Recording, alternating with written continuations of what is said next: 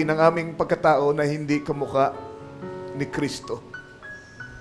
At kaya mo ito'y, Panginoon, matagpas ng tabak ng iyong salita ngayong gabi. At sa pamamagitan ng pagpapakumbaba namin, pagsuko namin sa iyo, pagsuko sa iyong, Lord, pagmumolde sa amin, paghuhubog. Kaya mo ang mga bagay na iyon ay unti-unting maalis sa aming buhay. Hanggang sa ang matira, Panginoon, ay yun lamang katulad mo. Tulungan mo kami. We come again, O Lord, and we want to sit at your feet just to listen to your words, O God. And as you told us, Lord, in the previous services, Father, you want us to come to you, Lord, and to learn of you, Father, because you are lowly. Oh God, you are meek and lowly in heart. And you want us to be like you, Father. Hindi kami matutulad sa iyo kung hindi ka namin matututunan, hindi ka namin makikilala mo na, Ama. That's why we've come in humility. Ano man ang kailangan naming makilala pa, Panginoon, tungkol sa iyo, kaya mong makita namin yun sa tulong ng iyong Espiritu. At pagkatapos noon, Panginoon, ay itulad mo kami doon, Ama.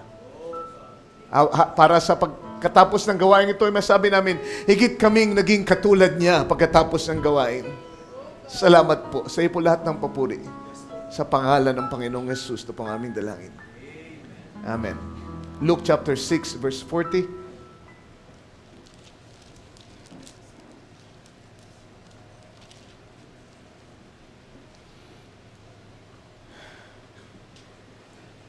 Luke chapter 6:40, binabati natin ang lahat sa pangalan ng Panginoong Hesus, mga bisita na narito. Pagpalain kayo ng Diyos, ang Panginoon ang magkaloob ng inyong panalangin. This is our prayer night. At alam ko, bawat isa ay merong dala-dala para idulog sa ating Panginoon. Nagtitiwala ko na hindi kayo mabibigo sa inyong paglapit kung handa kayong magpasakop sa Kanyang kalooban. Luke chapter 6:40. Ang sabi dito, the disciple is not above his master, but everyone that is perfect shall be as his master. Hindi higit ang alagad sa kanyang guro. Datapwat, ang bawat isa pagka naging sakdal ay nagiging katulad ng kanyang guro. Romans chapter 8, verse 29.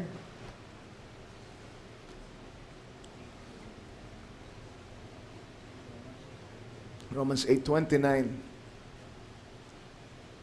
For whom he did foreknow, he also did predestinate to be conformed to the image of his Son, that he might be the firstborn among many brethren. Sa Tagalog, ganito pagkakasabi, sapagkat siyang mga nang una pa'y kanyang nakilala, ay itinalaga naman niya na maging katulad ng larawan ng kanyang anak, upang siya ang maging panganay sa maraming magkakapatid. Gusto kong basahin ito sa Diaglot. Yung Diaglot po na sinasabi, ito po yung translation sa English from the original Greek. Okay, original Greek. Sinalin nila sa English.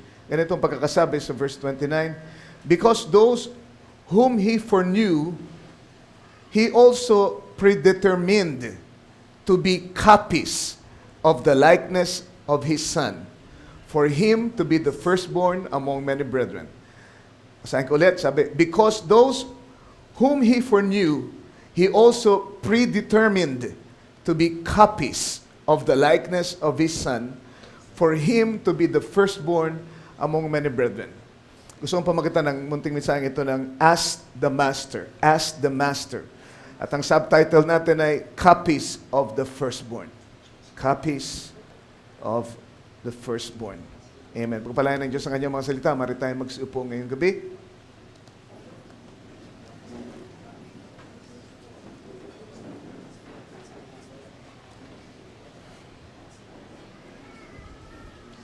Katulad ng guro. Katulad ng guro. Sabi dito sa binasa natin kanina, ang alagad daw ay hindi pwedeng maging higit pa kaysa sa kanyang Panginoon. o sa kanyang guro. Pero ang bawat isa daw na alagad na napasakdal ay magiging katulad ng kanyang guro. Yung salitang perfect dito sa Luke chapter 6 verse 40, gusto kong pansinin nyo, the word perfect here ay nangangahulugan ng to equip or to put in order, to arrange, make one what he ought to be. In other words, yung perfect dito, yung alipin na pinasakdal, ay ibig sabihin nun, alipin na tinuruan, sinangkapan. Alipin na nakilala niya ng husto ang kanyang guro, kaya siya ay pwedeng maging katulad ng kanyang guro. Okay? Nag-aral siya sa ilalim ng pagtuturo ng kanyang guro. So when he is equipped, when he is perfected, then he can be as his master. Alright. Tunay na ang alagad, at tayo alagad lahat ng ating Panginoong Jesucristo, ay hindi pwedeng maging higit kesa sa kanyang Panginoon. Sino sa inyo ang pwedeng humigit sa ating Panginoon? Wala sino man. Pero gusto ko ideklara sa gabing ito, hindi man tayo maging higit sa ating guro. Ito ang biyaya na inabot sa atin ng Diyos. Amen. Sa huling panahon ito, na tayo ay maging katulad ng ating Panginoon. Katulad ng ating guro. So sabi dito, ang mga nung una pa raw ay nakilala na niya, ay kanyang itinalaga na maging katulad or to be conformed to the image of His Son. May sinasabi ditong image of His Son. Ano kaya yung image na yun? When you say image, maraming tumatakbo sa ating isip. Marahil tayo ay nag-iisip ng isang itsura ng tao. Marahil isang lalaki na may bigote, may balbas sarado, medyo mahaba ang buhok, nakadamit Hudyo, because that's the image that is portrayed in our mind ng ating Panginoong Jesucristo. Amen. Yung tikas ba, yung sukat ba ng katawan, yung image, yung laki ba ng kanyang katawan, ng kanyang paa, o hugis ng kanyang pangatawan. The image here, amen, is talking more of His character and His nature. Alright? Walang sino man sa atin ngayon ang pwedeng maging kaitsura ni Kristo. Amen? Meron mang maging kamukha niya, amen, hindi pwedeng maging katulad niya, kamukhang-kamukha niya yung itsura physically. Pero sa pamamagitan ng kanyang espiritu, pwede tayong maging katulad niya sa pag-uugali, sa katangian, sa pag-ibig, niyo say amen, sa lahat ng mga virtues na yun, na kanyang minanifest nung nandito siya. And so we can say we can be like Him. Amen. Maari tayong maging kopya ng ating Panginoong Jesucristo. Alright? Si Kristo, ang sabi, ang panganay sa maraming magkakapatid. Di ba kayo nagpapasalamat na hindi konti ang kanyang mga kapatid? Pwede tayong sumama, pwede tayong mabilang sa marami niyang mga kapatid. Amen. Pwede tayong maging kopya. Pwede tayong maging facsimile. Amen. Ng kanyang larawan. Habang nandito tayo sa ibabaw ng lupa, pwede nating i-reflect ang kanyang characteristic, ang kanyang kalikasan habang naghihintay tayo sa kanyang pagbabalik. Alright, so we sang the song tonight na we want to be like Jesus, to be like Jesus, to be like Jesus. Dapat mag-ingat kayo sa inyong wini-wish, sa inyong hinihiling. Madali lang sabihin yun, madali lang kantahin, di ba? Pagka magaling kayo kumanta, amen, maganda yung kakantahin yun, to be like Jesus. Madaling sa uluhin, to be like Jesus, to be like, a very simple song. Pero alam nyo ba kung anong ibig sabihin yan? May halaga ang pagiging katulad ni Kristo. Meron kang babayarang halaga. Meron kang isasakripisyo. Maraming bagay na madaling sabihin, gusto ko nito, gusto ko niyan. Pero alam mo ba yung halaga na kailangan mong bayaran para masayo yung gusto mo? Mapasayo yung gusto mo. Just like, naalala ko isang legend tungkol kay King Midas. Malala nyo sa Greek mythology, kayong mga estudyante, dapat sariwa pa ito sa inyo. Si King Midas ay isang dakilang Phrygian king. At isang araw, siya po ay merong tinulungan na isang lasing na lalaki at tinrato niya ng maigi. Yung palang lalaking yun ay kaibigan ng isa sa mga Diyos ng mga Grego na kung tawagin ay si Dionysus.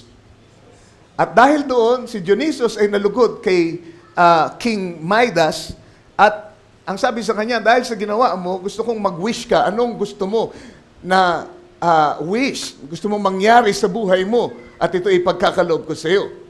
At ang sabi ni King Midas, palibhasa, mahilig siya sa ginto. Ang sabi niya, gusto kong magkaroon ng kapabilidad o kapasidad na anumang hawakan ng aking kamay ay maging ginto. And so sabi nung Diyos na si Dionysus, naku hindi mo alam yang sinasabi mo. Alam mo ba, ibig sabihin niyang sinasabi mo. Pag-isipan mo mabuti. So sabi niya, sigurado ka na ba dyan sa wish mo yan? Pinag-isip siya ng ilang beses. But then sabi niya, yun na talaga ang wish ko. And so, pinangyari ng kanilang Diyos ang wish ni King Midas.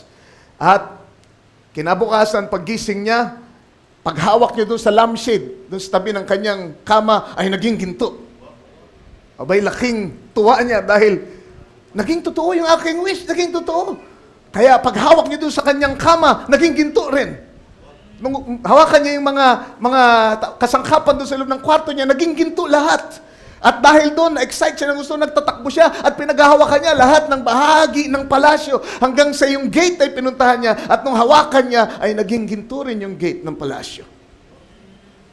At tuwang-tuwa siya, mag-aalmusal na siya. At nung siya'y kakain na ng tinapay na hinanda ng kanyang alipin, pag dampot niya ng tinapay, ay naging ginto rin. Ngayon, maumpisahan niya nang maintindihan kung ano ibig sabihin ng kanyang hiniling. At nung siya iinom ng gatas, nung ito'y kanyang hawakan at kanyang ibuhos sa kanyang bibig, ay naging molten gold, naging gintong likido. At pagkatapos ay, yung fried chicken ay naging ginto. At paggising ng kanyang pinakamamahal na anak, ay dali-daling tumakbo sa kanya para bumate at sinalubong niya ng yakap at yung kanyang anak ay naging ginto. Bago pa niya malaman, naintindihan niya na hindi naman pala mabuti yung kanyang hiniling. Grabe pala ang kailangan niyang bayaran para mangyari yung kanyang hinihiling. At ang sabi dun sa legend, kung naalala nyo, ay lumapit siya ulit kay Dionysus. At ang sabi niya, kung pwede, ibalik mo sa dati. Ayoko na nito, nakikiusap ako sa iyo, ibalik mo sa dati. At siya'y pinaligo sa isang ilog at nagbalik ang lahat ng bagay tulad sa dati. At ngayon, amen, mas mahirap siya kaysa dati, pero naintindihan niya ang halaga ng mga bagay, amen, na dating hindi niya pinahahalagahan. Naintindihan niya kung ano talaga ang tunay na mahalagang bagay sa buhay. Naintindihan niya na merong mas mahalaga kaysa sa ginto. Yung buhay ay hindi pwedeng tapatan ng ginto. Yung mahal sa buhay. Amen. Yung mabuhay ka ng normal ay hindi pwedeng tapatan ng ginto. The moral of the story is, be careful what you wish for. Diba? We say, I want to be like Jesus. Alam mo ba kung ano ibig sabihin yan? Alam mo ba ibig sabihin yan?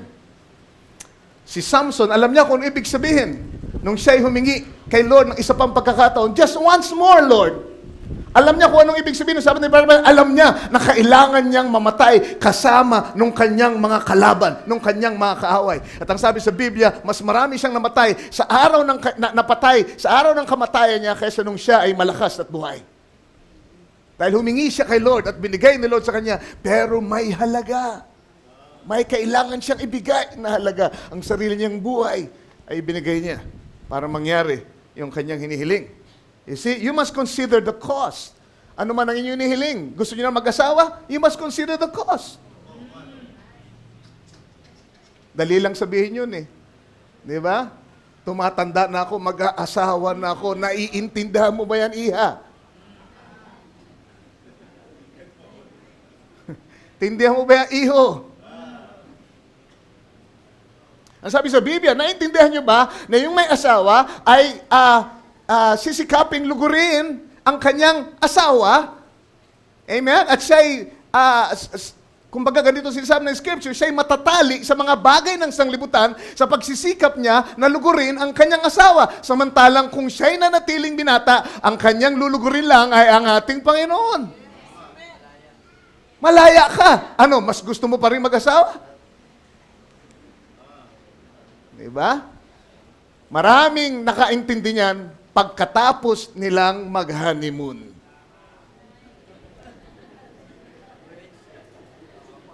Hirap pala. Wala nang balikan yun eh.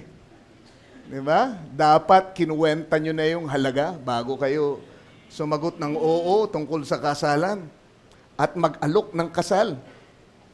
Amen. Did you consider the cost? Bibili ko ng sasakyan. Intindihan mo ba? Hindi lang basta sasakyan yan. Bibili ka ng sasakyan na i-maintain mo, gagasolinahan mo, papatayo kami ng bahay. Iba nag-insurance pa sa bahay at lahat. Hindi lang ganun yun. Kailangan kwentahin mo yung mga gagastusin mo. Ganun din sa pagsunod sa ating Panginoon. Diba? Kwentahin mo. Sabi ng ating Panginoon Kristo, kapag di mo kayang iwanan ang nanay, ang tatay, ang bahay, ang lupain, ang mga magulang, ang mga kaibigan, lahat ng mga bagay at pasanin yung krus ko at sumunod sa akin araw-araw, hindi ka karapat-dapat na pumasok sa kaharian ng langit.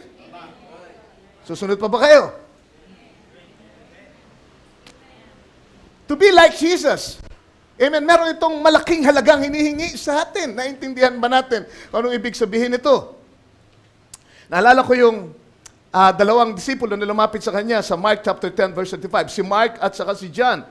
O James and John. Not Mark, but James and John. Makikita ito sa Mark chapter 10 verse 35 pababa. Lumapit sila sa ating Panginoon at sila humingi. Nag-request din sila. They wished for something. Sabi niya, pwede ba Panginoon? Total, close naman kami sa iyo eh. Pwede ba, pagdating mo sa kaharian mo, isa sa amin, paupuin mo sa kanan, isa sa kaliwa. Ang sabi ng ating Panginoon sa Kristo, hindi nyo nalalaman ang inyong hinihingi. Sabi niya, kaya nyo bang mabautismohan? Sa bautismo na ipangbabautismo sa akin. Kaya nyo bang uminom doon sa kopa na iinuman ko? At pinaliwanag sa atin ng ating propeta, sabi niya, ang sinasabi ng ating Panginoong Kristo, hindi ganun kadali yun, amen? Kung handa kayong uminom ng kopa ng persecution, the bitter cup of persecution, sabi niya, that's it. Yun ang tunay, amen, na sinasabi ng ating Panginoon. Amen, handa ka ba? Amen, na daanan kung ano yung dinaanan ng ating Panginoon Kristo. Naintindihan mo ba? Gusto mong sumunod sa Kanya? Gusto mong matulad sa Kanya? Handa mo bang daanan yung bautismo na dinaanan niya? It's not just the baptism of water. It's the baptism of fire. It's the baptism of persecution. It's the baptism of hate and everything. Amen. All against Him. Yun ay parang bautismo. Amen. Na naglubog sa ating Panginoong Kristo. Are you ready to be baptized like that?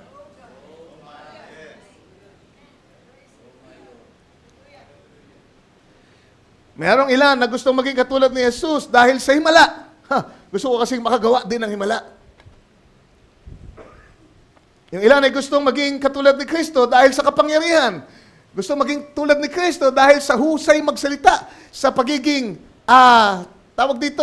pagiging marunong sa pagkikipag-usap at pagkakaroon ng authority sa kanyang pagsasalita na para bang he's a master of all circumstances. Gusto kong maging tulad niya kasi parang caring-carry niya ang lahat.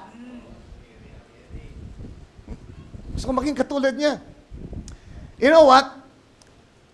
To do what He did is not exactly being like Him. Kasi pwedeng magawa mo ang ginagawa ng isang tao na hindi ka pa rin niya katulad talaga. You are just impersonating Him. Di ba? Alam natin na maraming mga panatiko ng kung sino-sinong artista at ginagaya lahat ng gawa nila. Pero kahit anong gawin nila, hindi pa rin sila talaga tulad nila. Ginagaya lang nila pero hindi talaga nila tulad yung kanilang iniidolo.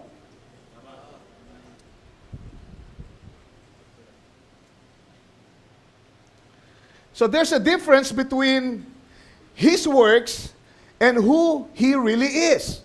May kaibahan yung mga gawa ng ating Panginoon at kung sino ba siya talaga. Sa Matthew chapter 7, kung maalala nyo, sabi ng ating Panginoon siguro, dalating ang araw, magsisilapit sila sa akin sa araw na yon, araw ng paghukom, at sasabihin nila, Panginoon, Panginoon, hindi ba't kami nanghula sa iyong pangalan? At gumawa ng maraming dakila at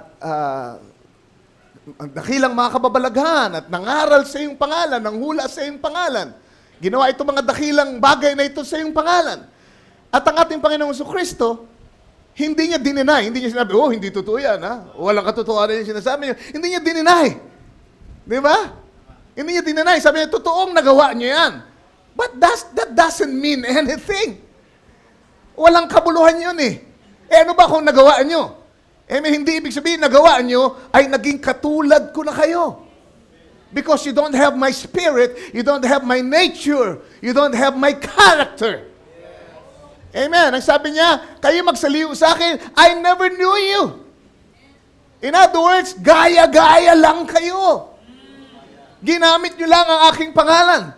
At pinakitambangan niyo ang aking kapangyarihan. But you never really wanted to be like me. You never really crave to be like me. Hindi kayo na naghoy, na nalangin, nagsikap, at lumapit ng may pagpakumbaba at pananalangin. Panginoon, bigay mo sa amin ang iyong Espiritu para maging katulad kami, katulad mo kami.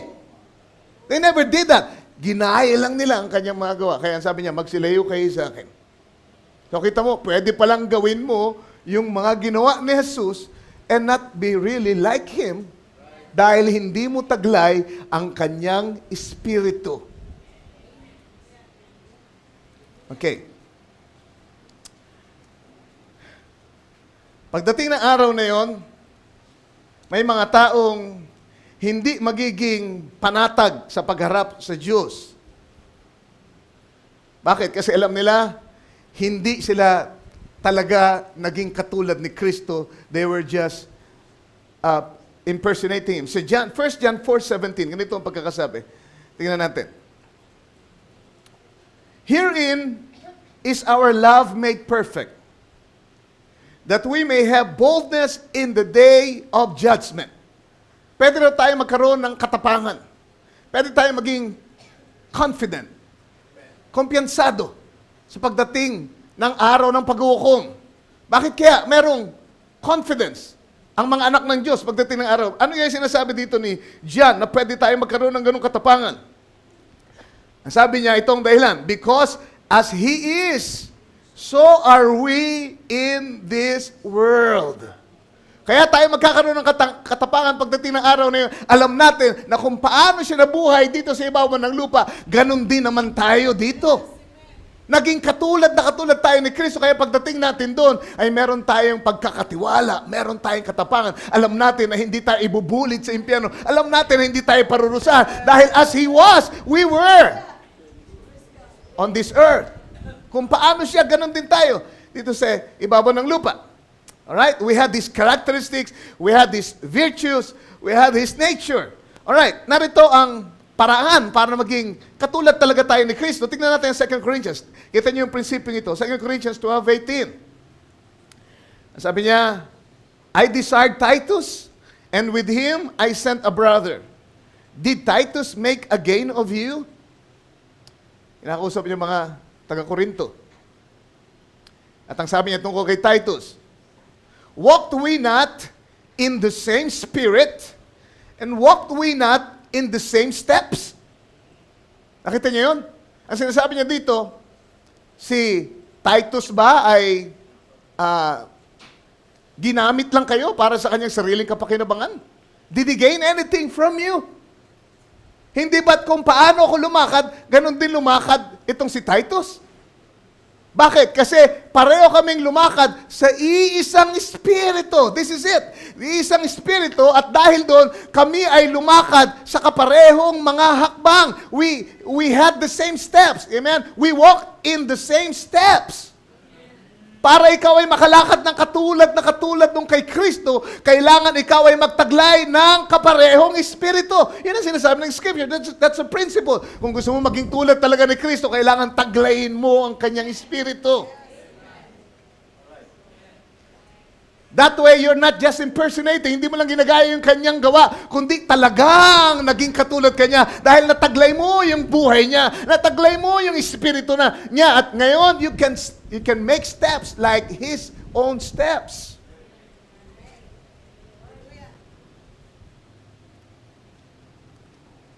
Hallelujah. So, kailangan taglayin natin ang espiritu ng ating Panginoon. Palagi sinasabi ni Brother Branham, ano kaya kung ang espiritu ni Michelangelo ay nananahan sa isang lalaki? Somehow magkakaroon ng manifestasyon na katulad nung kay Michelangelo. Are you following me? Diba? Ano mangyayari kung espiritu ni Michelangelo nasa inyo? Abay, ang tawag dito, maglililok kayo ng kung ano-anong larawan.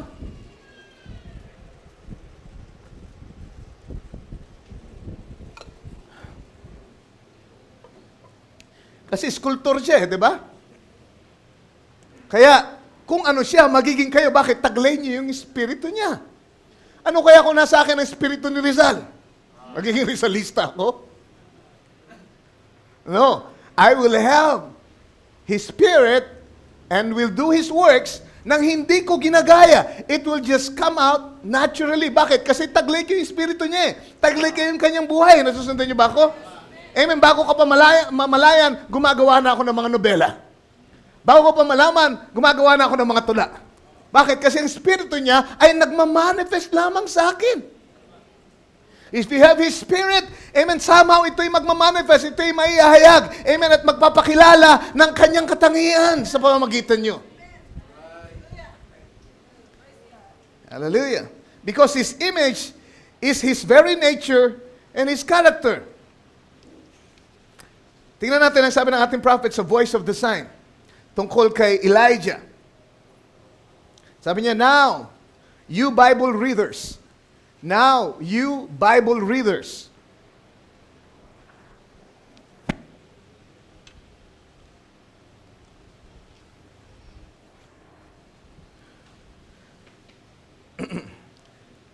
sabi niya, think right hard for a few minutes.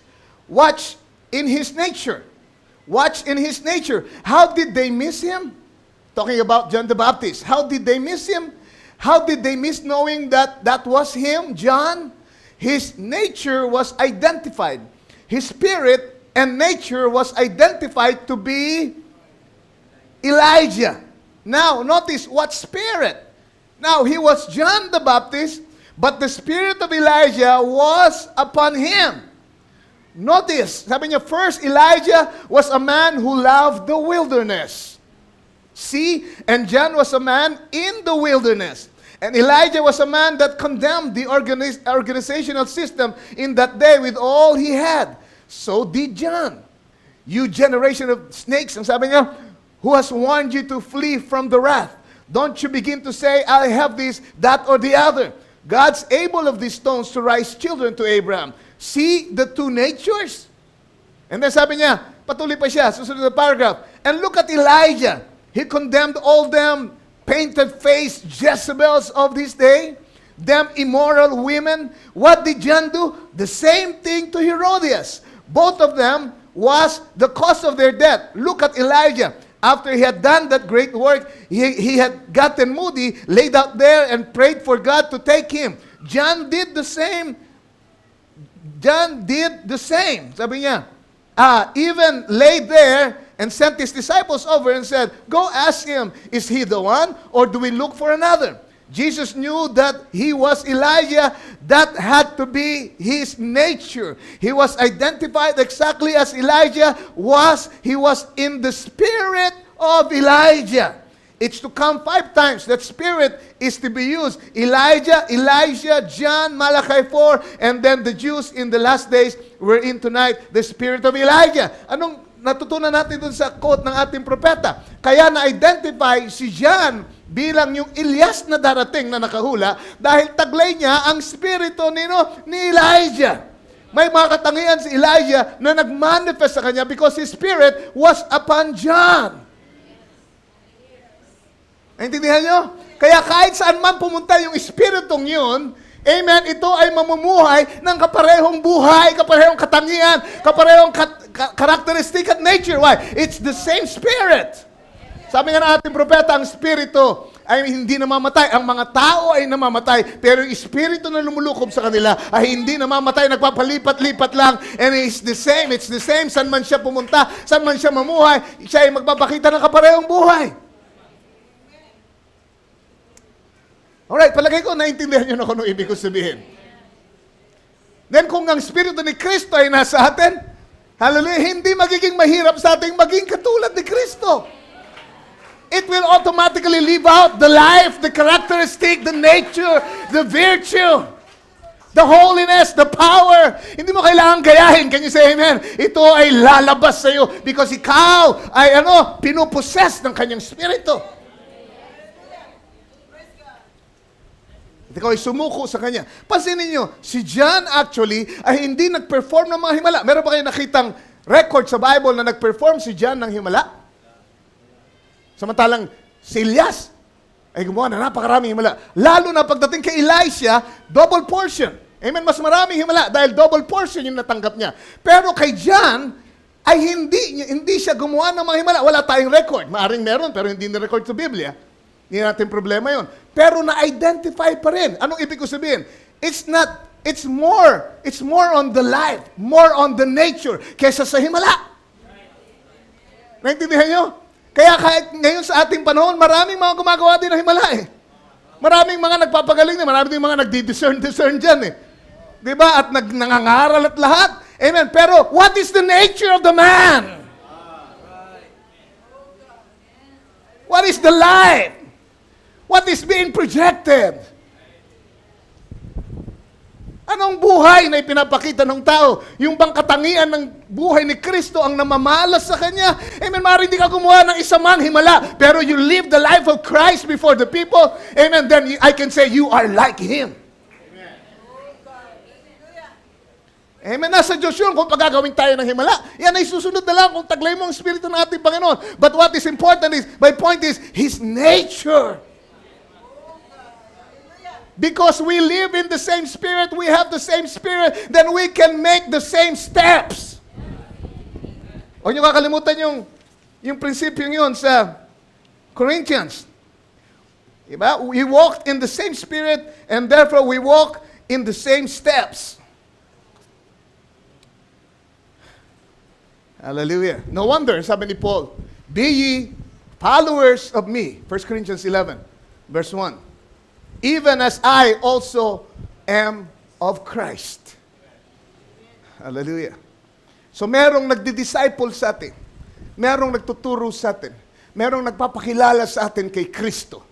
Di ba yun eh? When you are perfected, ibig sabihin you are taught right. You are made to fit the character of a disciple. Amen? Ikaw ay pinaupo, tinuruan. Kaya nga sabi, come unto me, all you that labor and heavy laden. Karuktong pa rin ito di ba? Amen? And learn of me. Hindi mo talaga magiging katulad ng isang tao kung hindi mo siya kilala. Hanggat di ka nakakasilip dun sa pinaka-pusod ng kanyang buhay. Doon sa kalooban niya, hanggat di mo nasisilip yung kalooban niya, yung kaisipan niya, yung damdamin niya, at hindi nahayag sa you don't really know Him. Amen, maaaring gayahin mo yung kanyang mga aksyon, yung kanyang mga pananamit, pero you don't really know Him. That's why you cannot really be like Him. But when you are perfected, when you are equipped, when you are taught right, when you are perfected, can you say amen? You can be as your Master. Hallelujah. So, Espiritu, nagmamanifest lang yan. Kita nyo, sabi ng ating Panginoong Kristo sa Gospel, merong dumating na tao, pipi at saka bulag. Ang tawag ng ating Panginoon sa Kristo doon, ang sabi, meron siyang dumb and blind spirit. Intindihan nyo? Kaya siya blind, kaya siya dumb, kasi sa uri ng spirito na nasa kanya. Ibig sabihin, yung spirito ay my nature. Ang sabi niya, pitong malalaswang espiritu, masasamang espiritu, ang lumabas kay Mary Magdalene. At yun na nagbigay ng nature sa kanya. Dahil siya'y pinupossess ng mga espiritong yun, kaya ganoon ang kanyang pamumuhay. Pero nung siya'y mapalaya doon sa espiritong yun, amen, nabago ang kanyang buhay. Alright? So hindi ko alam kung ano itatawag ng mga doktor dito sa kasong ito. Bulag at saka pipi. Pero sabi ni Lord Jesus Christ, ito ay espiritong bulag at espiritong pipi. So it manifested itself according to its nature. So if we are possessed by the Spirit of Christ, it is not absurd to be like Him. Hindi mahirap maintindihan na katulad tayo ni Kristo kasi tayo pinananahanan ng Kanyang Espiritu. Amen. Hindi tayo nagnanakaw lang ng Kanyang identity. Yan ang ginagawa ng iba eh. Mga identity thieves lang. Yan ang pinakatalamak na pagnanakaw ngayon. Hindi yung panloloob, hindi akyat, bahay gang. Amen. Yung magnanakaw ng identity. Bakit? Kasi usong-uso sa social networks, sa media, diba, sa internet. Amen. Nahahack nila ang information ng mga data mo at pwede nilang gamitin ang iyong pangalan, ang iyong address, ang iyong lahat ng data mo at palabasin nila na ikaw ay siya. Na ikaw ay sila, di ba? At sa pamamagitan noon ay kunin niya yung pera mo, kunin niya lahat ng pakinabang na dapat yung pangalan na yon ang nagtatamasa. Pero dahil naagaw niya, nanakaw niya ang identity mo, siya na ngayon ang nakikinabang. Hindi porket kapangalan ka na niya at ginagamit ang pangalan mo ay katulad ka na niya. Hindi, ninakaw lang niya yung identity mo. Naintindihan niyo? Ganon din ang maraming Kristiyano ngayon. Nagnakaw lang ng identity kay Lord. Ginagamit ang kanyang pangalan. Ginagamit ang Biblia. Nagtatago sa reliyon. Can you say amen? Ginagamit ang mga kalooban, so on and so forth. Pero walang espiritu ng Diyos. Ano yun? Magnanakaw lang ng identity. Amen. But to be like Him is to have His very own life. Have Him. Hallelujah. That's the name of the Lord. Gusto lang kasi ng pakinabang ng pangalan ng ating Panginoon. Gusto lang ng kagalingan. Gusto lang ng kapangyarihan. Gusto lang sumikat. Dahil sa anointing. At pinakikinabangan lahat dahil sa pangalan ng ating Panginoon. But it doesn't mean na siya ay kasama dun sa mga kapatid ni Kristo na kopya niya bilang firstborn. Naintindihan nyo? Bakit? Kasi ginagawa lang nila yung magawa, pero hindi nila taglay yung buhay.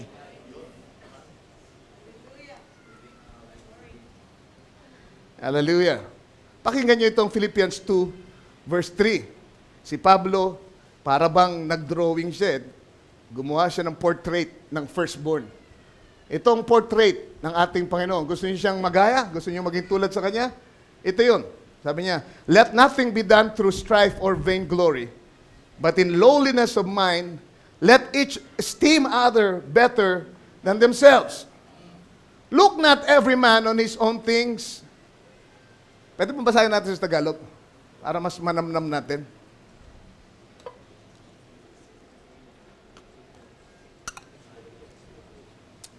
Okay, we're going to look at Christ's portrait here. And sabi niya, ang sino mang, Philippians 2:3, sabi niya dito, na wag ninyong gawin ang anuman sa pamamagitan ng pagkakampi-kampi o sa pamamagitan ng pagpapalalo, kundi sa kababaan ng pag-iisip na ipalagay ng bawat isa ang iba na lalong mabuti kaysa sa kanyang sarili. Ano ito? Pinapakita ang larawan ni Kristo. Ang image niya. Ganito raw si Kristo. Palaging, sigit na itinataas ang iba kaysa sa Kanya.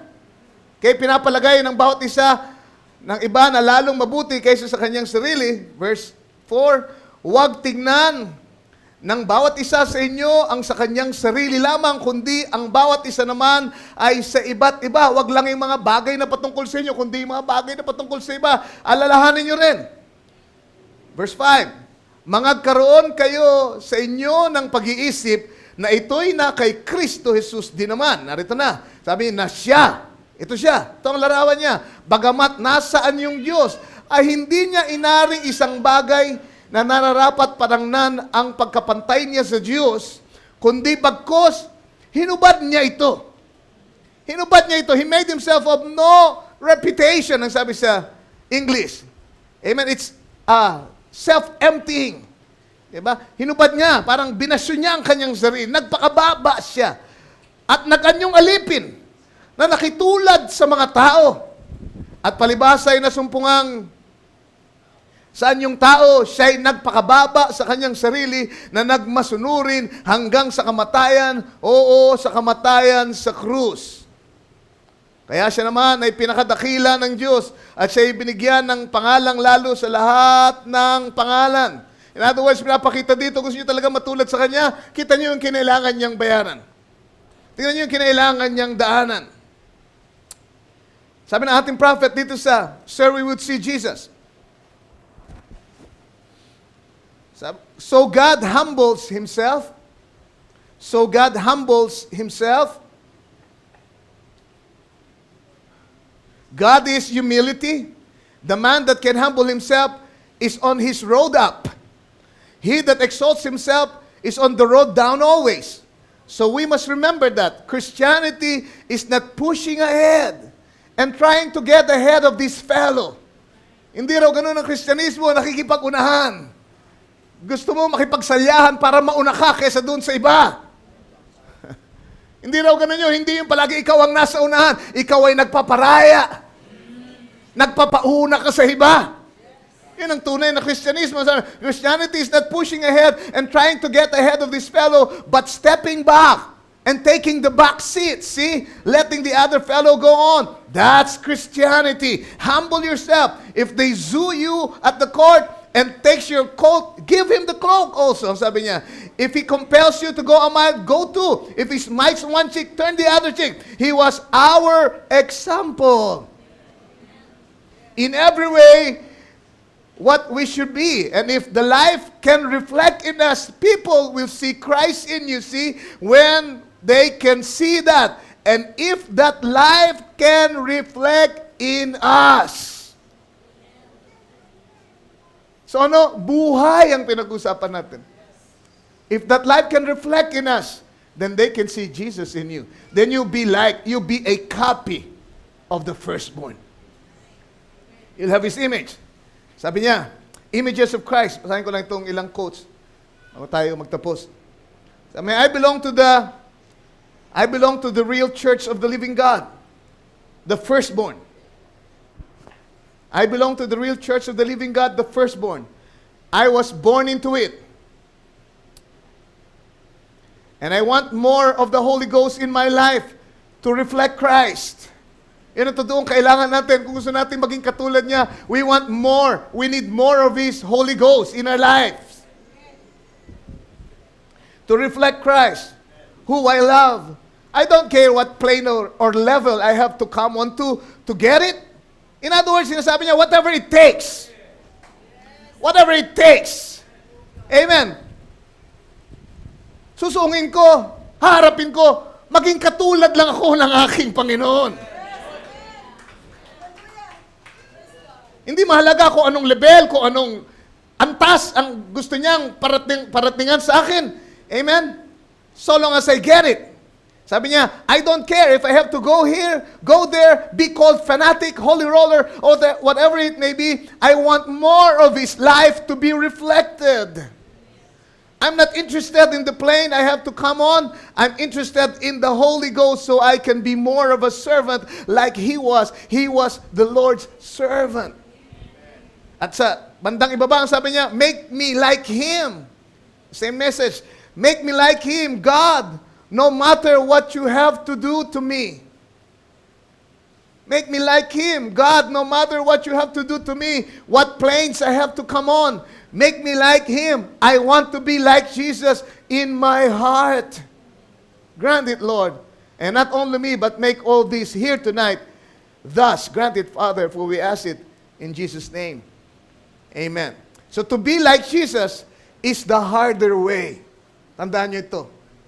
Ito yung makipot na daan, mahirap na daan, at konti lang ang nakasusumpong. Pag sinabi yung gusto kong maging katulad ni Jesus, ang sinasabi mo gusto mong tumahak doon sa makipot at makitid na daan. Mahirap na daan. Hallelujah. Hindi ito daan para sa mga duwag. Hindi ito daan sa mga makasarili. Hindi ito daan para dun sa mga gustong palagi yung sarili nila ang iniintindi. Hindi ito para dun sa mga hindi kayang magsakripisyo. Kung gusto mong dumaan sa daan patungo sa pagiging katulad niya, kailangan maging matapang ka, maging handa ka na magbayad ng halaga.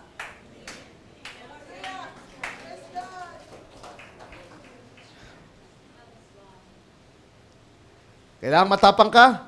Dapat handa kang pasanin ang kanyang krus, ang kanyang pamatok, ang kanyang krus.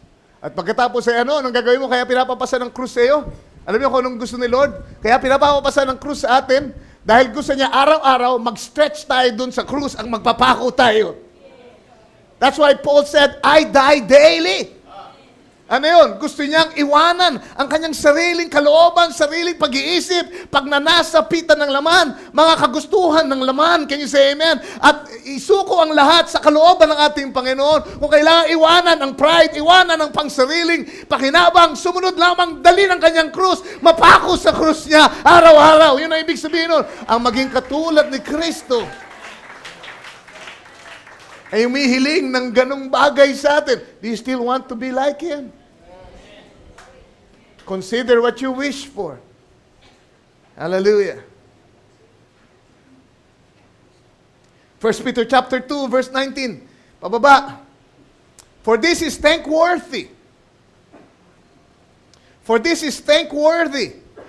Yung pinanggalingang salita ng thankworthy, katulad din nung sa biyaya. This is grace to you, in other words. Ang sinasabi ni Paul, ni Peter dito. Actually, ito ay biyaya. Dapat pasalamatan nyo.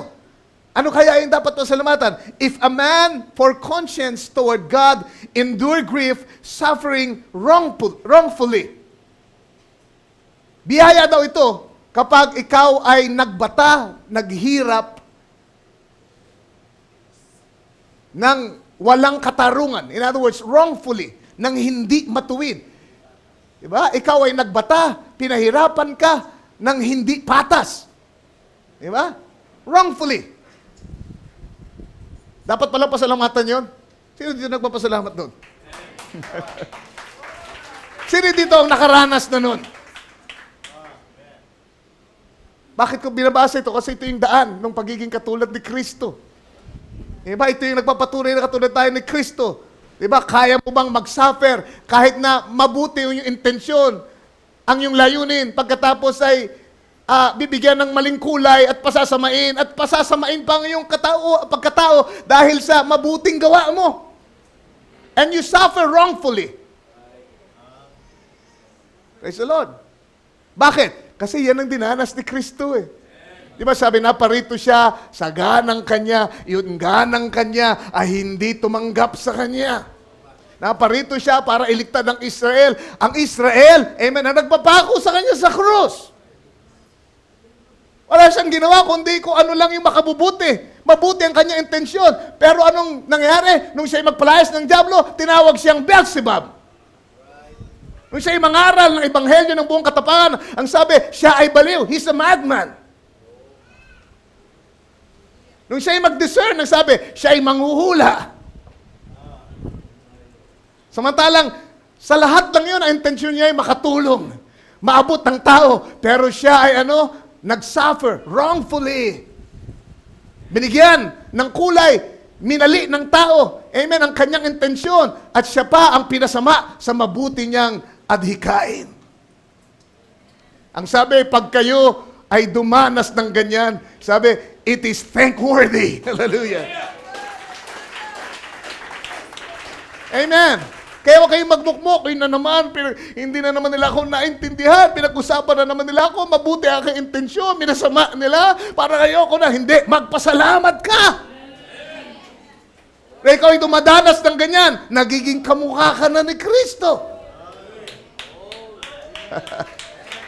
Amen. Amen. Hindi puro papuri ang dinanas ni Kristo nung nandito siya.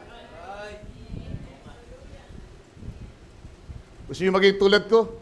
Yung sumunod sa akin? Handa niyo bang pasanin ang inyong krus? Handa ba kayo mag-suffer wrongfully sa mga mabuting bagay na ginagawa niyo? Sabi sa verse 20, "For what glory is it if when we be buffeted for your faults, you shall take it patiently, but if when you do well and suffer for it, you take it patiently, this is acceptable with God." In other words, kung aking bababawin, itatranslate sa inyo, pag ikaw ay nakagawa ng pagkakamali at ikaw ay nag-suffer, nagbata ka ng resulta ng pagkakamali mo, dapat lang. Dapat lang tiisin mo, okay yun. Tiisin mo, ikaw may gawa niyan eh. Diba? Huwag mo isisi sa iba, huwag mo isisi kay Lord, huwag mo isisi kay Pastor. Pag ikaw ay gumawa ng mali at nag-suffer ka, okay lang yun. Alam mo yan eh. Pero ang sabi niya, kapag ikaw ay gumawa ng mabuti tapos nag-suffer ka, sabi ito ay katanggap-tanggap kay Lord. Hallelujah. So sabi sa verse 21, "For even hereunto were ye called, because Christ also suffered for us, leaving us an example that ye should follow His steps." Naalala niyo binasa natin sa Corinthians? Paano tayong makakasunod sa steps niya? Kailangan taglayin natin yung spirit niya.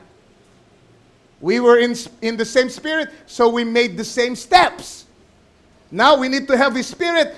So in order for us to be able to follow His steps, ang sabi, ito nga ang ginawa ni Kristo. Siya ay naging halimbawa natin. Nag-iwan siya ng halimbawa para sa atin. Dahil siya raw ay nagbata rin para sa atin na dapat natin sundin ang kanyang mga yabag, kanyang mga hakbang. Verse 22, "Who did no sin, neither was guile found in his mouth. Who when he was reviled not again.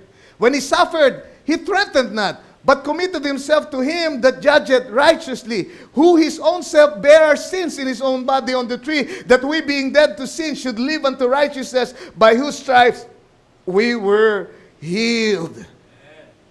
Alright? Ganun daw siya. Nung siya ay alipustahin, hindi siya nagbuka ng kanyang bibig. What's this? The portrait of Christ. Kumusta tayo? Kamukha na ba tayo ni Kristo? Pag inaalipusta tayo, nagagawa ba nating itikom ang ating bibig? Brother Ray, tinitikom ko ang bibig. Facebook lang ginagamit ko. Pangganti. Diba? Minsan dyan yan eh. Naggagantihan sa Facebook. Lahat ng sama ng loob, lahat ng ganti, doon nilalagay sa Facebook. Pag inalis mo na lahat ng sakit ng kalooban at kapaitan, ano pa kaya ang mailalagay nyo sa Facebook? Hindi ko sinasabing kayo, pero marami kong alam na ganon. Hindi maisigaw sa mikropono, padadaanin sa Facebook. Pero sabi, si Kristo nung alipustahin, ay hindi gumanti ng pag-aalipusta. Nung siya'y maltratuhin, hindi siya nagbanta. Kundi ang sabi, pinagkatiwala niya na lang ang kanyang sarili doon sa umahatol ng matuwid. At kanyang pinasa na ating mga kasalanan sa kanyang sariling katawan doon sa punong kahoy. Na tayong mga patay sa kasalanan ay maaari nang makapamuhay sa kanyang katwiran, sa pamamagitan ng kanyang mga latay ay nagsigaling tayo. That's Christ. Lahat ng nung binata niya, amen, unjustly. Unjustly. Kaya sinasabi lang dito, gusto niyo maging katulad ni Kristo, dapat maghihanda kayong maltratuhin. Dapat maghihanda kayong huwag gumanti sa masamang ginagawa sa inyo. Diba? Mabuting intention mo. Gusto mong maituwid yung brother. Pagkatapos gagawan ka pa ng usap. Diba? At pasasamayin ka pa kung kani-kaninong tao. What a shame. Pero salamat dahil lang sabi, ito'y dapat ipagpasalamat dahil dumadanas tayo ng ganito. Amen? Tuwid mo isang pagkakamali. Amen? Para sa kapakanan ng iglesia. Amen? Ikichismis ka ba na wala kang biyaya, so on and so forth. But praise be to God, this is praiseworthy. Dahil si Kristo ay nagbata. Amen? Sa paraan, hindi karapat-dapat. And I want to be like Him, whatever it takes, I want to be like Him. I want to have that spirit that He had.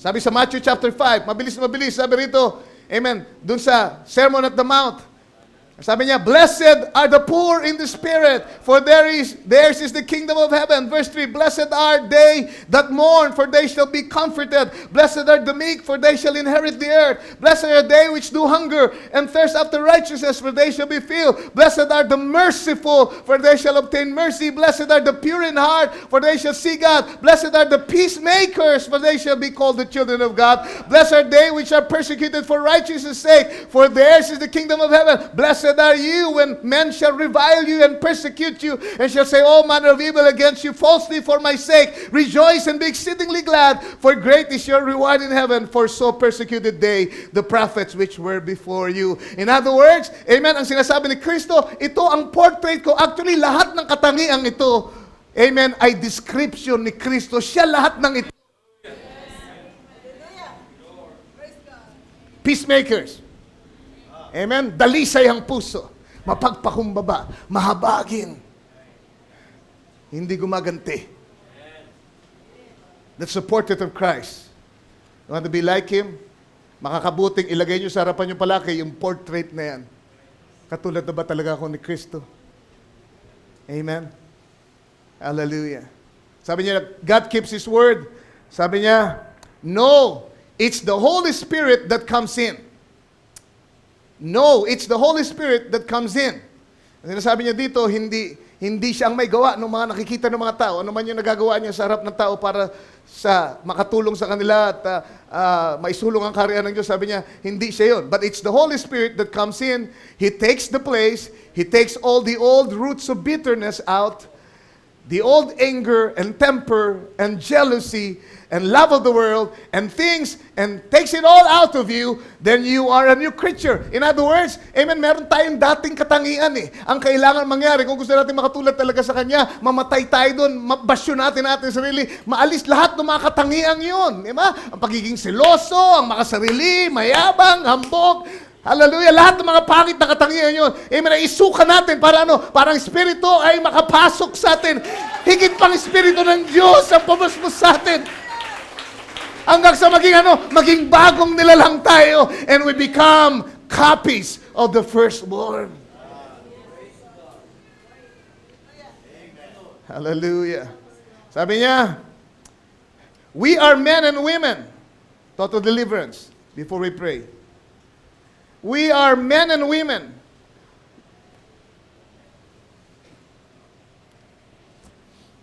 We're also Christians.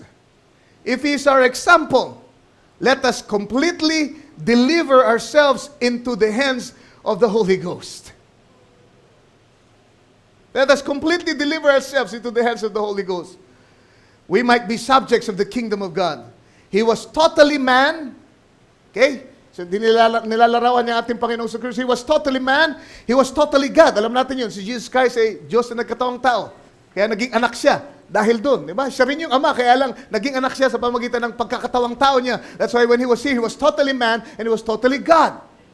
At ang sabi niya, but He surrendered His natural parts to His physical parts and His own thinking and His own doing and His own cares. And I do only that which pleases the Father. There you are. Yun ang larawan. Sinuko niya ang lahat. Yung kanyang natural parts, yung physical being niya.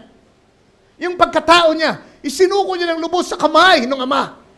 Ang kanyang sariling pag-iisip, sariling kalooban, sariling, amen, pamamaraan, lahat-lahat ng siya ay sinuko niya, pinagkatiwala, amen, para magpasakop sa kalooban ng Ama. Sundin lamang kung ano yung nakalulugod. Gawin lamang kung ano yung nakalulugod sa Ama. Yun ang larawan ng ating Panginoong Kristo. Can we do that? Can we be like Him, really? Are we willing to pay the price? Para maging katulad ng ating guro. Hallelujah. Tulungan tayo ng ating Panginoon. Amen. Isa sa pinakadakilang hero ng Greek mythology ay si Achilles. Nung bata pa siya, ang sabi niya, kaya ako ganito, kasi pinapakain sa akin yung mga marrow ng, tawag dito, ng leon. Ano sa Tagalog yun? Bulalo. Yung bulalo ng mga leon. Yun ang pinapakain sa akin. Bata pa lang ako, mga bulalo na ng leon. Kaya sabi niya, nung lumaki ako, naging kasing mabalasik ako ng leon. Matapang, hindi natatakot. Naging tulad ako sa leon. Bakit? Bata pa lang ako, kinakain ko na yung mga bulalo nila. Amen. Sabihin ko sa inyo, ang sekreto para maging katulad ni Kristo, sabi niya, malibang kanin yung aking laman, inumin ang aking dugo. Wala kayong bahagi sa akin. Dapat natin gawin, kain tayo palagi. Pag may gawain, dito tayo, kain tayo. Kain tayo ng laman ni Kristo, ng kanyang inom tayo ng kanyang dugo, ng kanyang espiritu. Amen. Bago nyo pa malaman, magiging katulad na kayo ni Kristo. Bakit? Kinakain nyo siya. Part of it. Tayo lahat tayo magsitayo. Amen. As the Master. Amen. Sapat lang. Hallelujah. Nang alipin o ang alagad ay hindi maging mas mataas kaysa sa kanyang guro.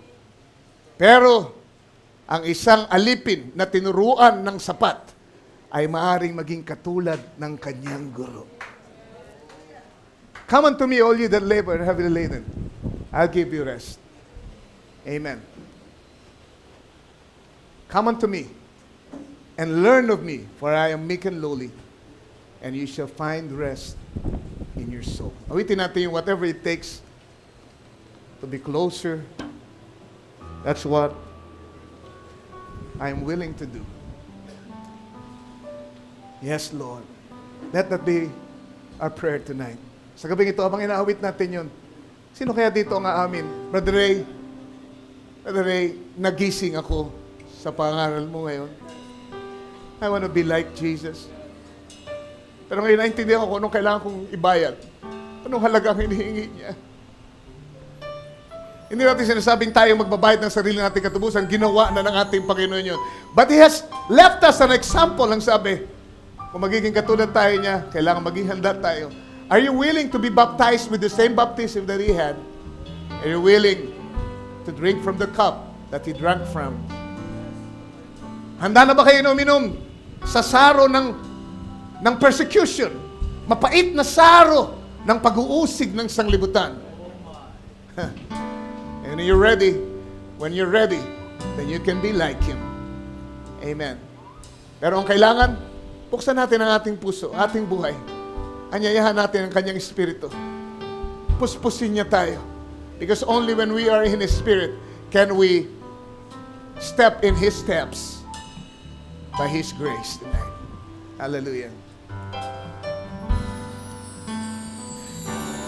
The voice calling me from an old rugged tree, and He whispers, draw closer to me. Leave this world far behind. There are new heights to climb, and a new place in me you will find. Just sing it now to Him. For whatever it takes, yes, Lord, to draw closer to you. That's what I'll be willing to do. For whatever it takes to be more like you. that's what I'll be willing to do. Help us, oh Lord. Take the dearest things. Are you ready to pay the price? If that's how it must be, to draw me closer to Thee. Yes, Lord, that's a prayer. Let the disappointments come, lonely days without the sun, if through sorrow more like You I'll become. Sing it now with me. Make it your prayer. Whatever it takes, yes Lord, to draw closer to You, Lord. Oh, that's what I'll be willing to do. For whatever it takes to be more like You. Oh, that's what I'll be willing to do. Help us, oh Lord Jesus. Take my houses and lands, change my dreams and my plans, for I'm placing my whole life in Your hands. Yes, Lord. And if You call me today to a place far away, Lord, I'll go, and Your will obey. Sing it now, hallelujah. Whatever it takes, whatever it takes. Yes, Lord. Yes, Lord, we're going to be like You, Father. I'm willing to do that, Lord. To do. Oh, whatever it takes to be more like You. That's what I'll be willing to do. I'll trade sunshine for rain, and I'll trade sunshine for rain, comfort for pain. Oh, that's what I'll be willing to do.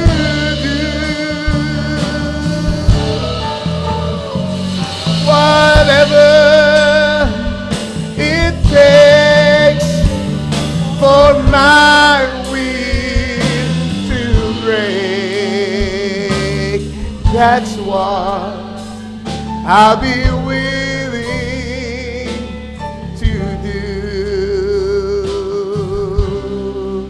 Yes, that's what I'll be willing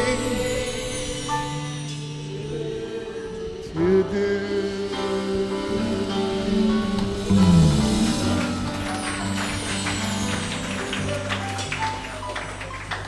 Ama, sa aming pagdulog sa iyo sa panalangin ngayong gabi, kung meron man kaming pangailangan, yan po ang tunay na kailangan namin, ang maging higit na tulad mo. Pero naintindihan namin ngayon kung anong ibig sabihin nito, Ama. Kaya kami luluhod sa iyong harapan, kami magpapakumbaba, babasyuhin namin ang aming sarili sa lahat ng hindi mo kamukha sa aming buhay. maging mahalaga man sa amin ang bagay na ito, maging napakahalaga man ito sa amin. Dapat maging handa. Kami ito'y suko sa iyo.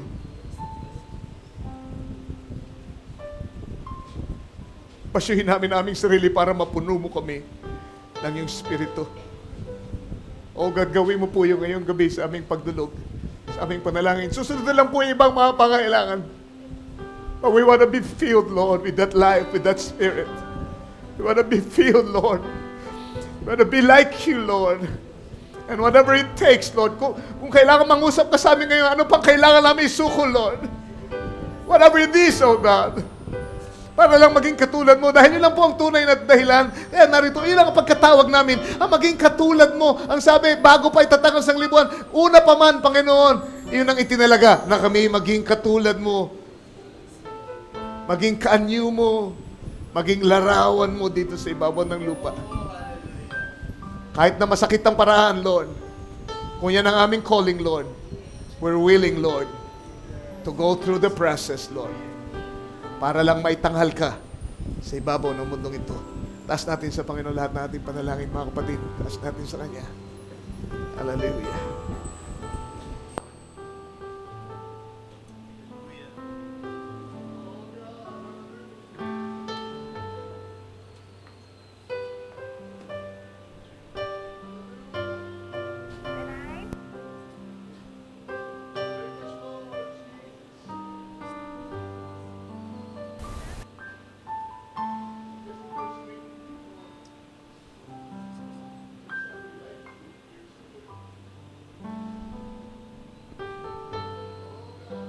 Dahil na malapit sa Angkor, may nagarang.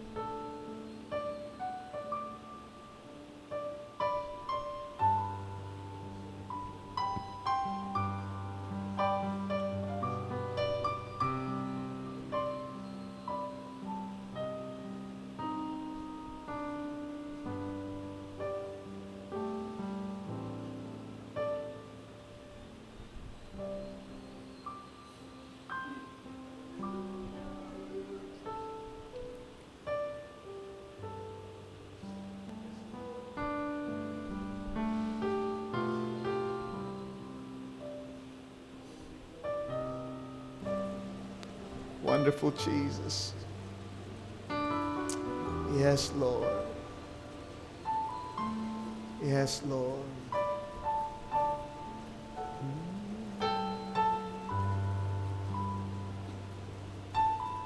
Yes, Lord. We love you. Touch them, Lord. Thank you, Lord. Help us. Help us, Lord.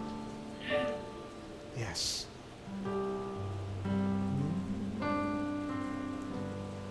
To be like Jesus,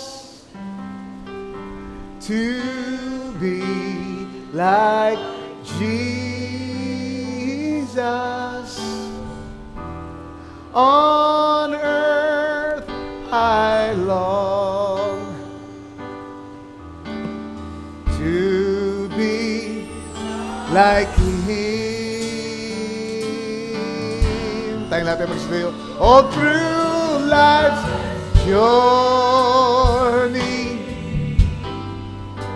from earth to glory,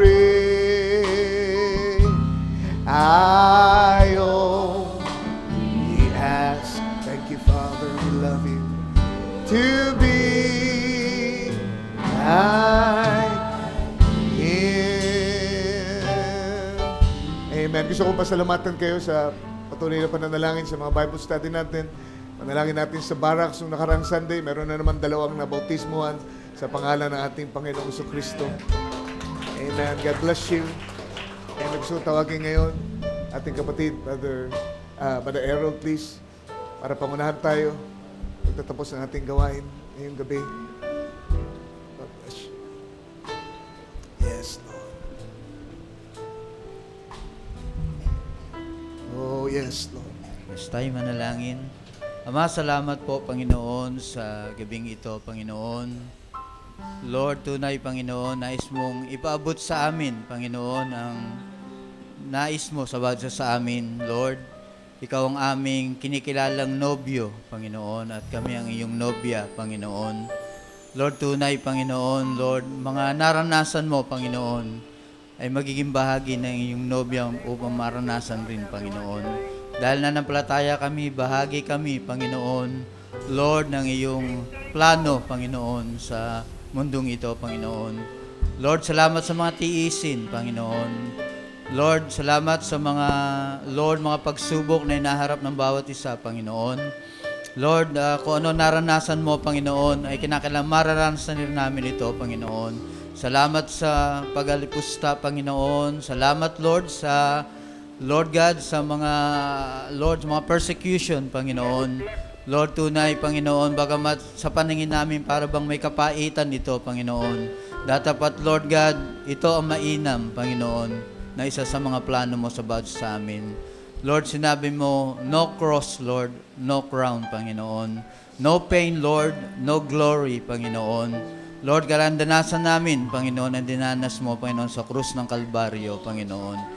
Lord, kami nagpapasalamat, Lord, ito'y paraan mo, Panginoon, upang isang araw, Lord God, kami magiging kamukha mo na, Panginoon. Salamat, Panginoon, sa pangangaral na ito, Lord. Lord, patuloy na hinuhubog, Panginoon, ang bawat sa amin, Panginoon. Lord, salamat, merong ganitong mga gawain, Panginoon, Lord. Salamat, Panginoon. Lord, ito'y napakayaman, Panginoon, na pangangaral mo, Panginoon, sa gabing ito. Uwi kami, Panginoon. Lord, may taglay, Panginoon, na lakas na nagmumula sa iyo, Panginoon. Lord, gayon din inaalala namin sa gabing ito, Sister Rowena Santos, Panginoon. Lord, may pinaabot siyang kahilingan, Panginoon, na marahil, Lord God, isa rin, Panginoon, sa plano mo, Panginoon. Dumaranas siya, Panginoon, ng matinding pagsubok, Panginoon, sa mga oras na ito, Panginoon. Hayaan mo, Panginoon, Lord God, ikaw ang una niyang takbuhan, Panginoon, sa mga oras na ito, Panginoon. Sama-sama kami, Panginoon. Lord, we believe, bibigyan mo siya ng katagumpayan, Panginoon, sa kanyang hinaharap na pagsubok na ito, Panginoon. Kasama, Panginoon, ang bawat isa, ang iglesyang ito, mula sa aming pastor, Panginoon, Lord, at bawat isa na nagmamahal sa kanya, Panginoon. Lord, we believe, Lord, isang araw, Panginoon, papatutuos siya, Panginoon, at sasabihin niya sinamahan mo siya, Panginoon, sa kanyang matinding pagsubok na ito. Lord, hayaan niyo po, Panginoon, kami uuwi, Panginoon, haharap muli, Panginoon, sa mga Lord, sa mga harap ng buhay na ito, Panginoon, sa mga pagsubok ng buhay, Panginoon, we believe kasama ka namin, Panginoon. Papasalamat kami, Lord, we believe, Lord Jesus, sa gabing ito, Panginoon, nandyan ang banal na Espiritu mo, Lord God, upang daigin namin ang sanlibutan na ito, Panginoon. Pinupuri ka namin, pinasasalamatan sa gabing ito. In the mighty name of our Lord Jesus Christ, we pray. Amen and amen.